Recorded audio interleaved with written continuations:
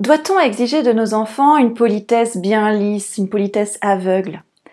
Que veut dire bonjour, s'il te plaît, pardon?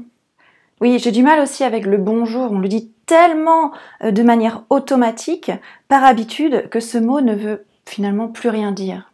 Idem pour le s'il te plaît, qui théoriquement sous-entend que s'il ne me plaît pas, je peux refuser. Pour moi, ce qui compte, c'est que l'enfant ne dise pas bonjour par automatisme, mais qu'il souhaite le bonjour, ce qui est vraiment très différent. De la même façon, il y a plusieurs choses qui me gênent dans le fait de demander aux enfants de dire pardon. Alors, demander c'est une chose, mais exiger qu'ils le disent pardon. J'ai vu plusieurs parents accompagner leur enfant qui a agressé ou blessé consciemment ou inconsciemment un autre enfant, le prendre fortement à partie et de vouloir faire justice en exigeant qu'il pardonne. Parfois même exige un bisou. Dis pardon et va faire un bisou. Pour moi, là, c'est pas ok. Et c'est finalement pour l'autre enfant qui a subi cette maladresse, cette violence, peu importe ce qui s'est passé, de se faire embrasser par son agresseur, dirons-nous, finalement, ça revient à une deuxième agression. Imaginez vous faire agresser par quelqu'un, par les mots ou par les gestes, et cette personne-là, de manière automatique, va dire « Oh, je suis désolée, tiens, je te fais un bisou ». Est-ce que vous acceptez que votre agresseur vienne directement à chaud vous faire un bisou? Moi, non. Moi, je prends ça pour une deuxième agression, et c'est pas possible, il ne m'approche pas.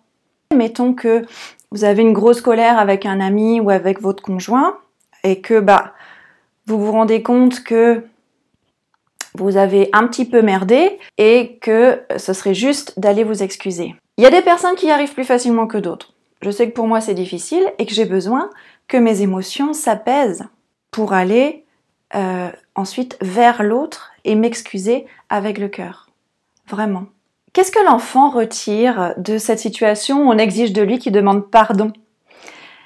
Il peut en trouver finalement une porte de sortie, c'est-à-dire dire pardon comme ça, rapidement, sans en comprendre le sens, juste pour faire plaisir au délire des parents. Hein.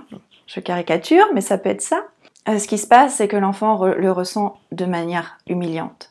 C'est humiliant d'avoir un adulte qui nous répète « dis pardon, dis pardon, dis pardon », alors qu'à chaud, on ne comprend pas quand on est enfant. On n'a pas la maturité émotionnelle, cérébrale nécessaire pour prendre du recul sur la situation.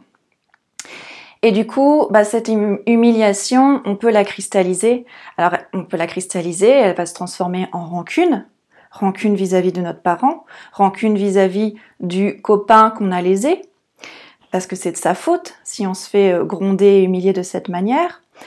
Ça peut être aussi le fait de cristalliser cette humiliation et cette colère à l'intérieur de soi, et puis de grandir avec ça. Alors ça peut avoir toutes sortes de conséquences. Moi, je vais vous faire une confidence et vous parler de ce que ça a eu comme conséquence sur moi. Ça fait que j'ai grandi et je suis devenue une adulte qui a beaucoup de mal à s'excuser. Parce que pour moi, dire « je suis désolée » est devenu synonyme d'humiliation. Alors je travaille dessus, j'ai fait des progrès, j'ai encore une marge d'évolution à faire, mais voilà pourquoi j'essaye avec mes enfants et avec les familles que j'accompagne de retrouver le sens de tous ces mots magiques. Comment l'aider à intégrer cela? Dans les gestes du quotidien, par exemple si mon enfant me fait mal, volontairement ou involontairement, je lui exprime ma douleur et je lui exprime que là c'est pas possible.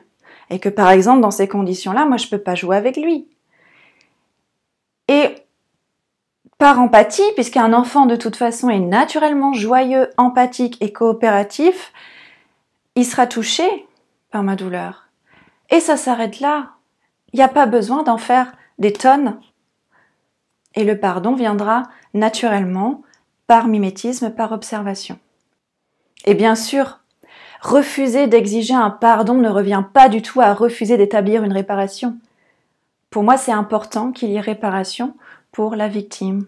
La victime a surtout besoin d'être entendue dans son chagrin, dans sa peine, dans son incompréhension, dans sa douleur, peu importe ce qui s'est passé, mais surtout d'être entendue.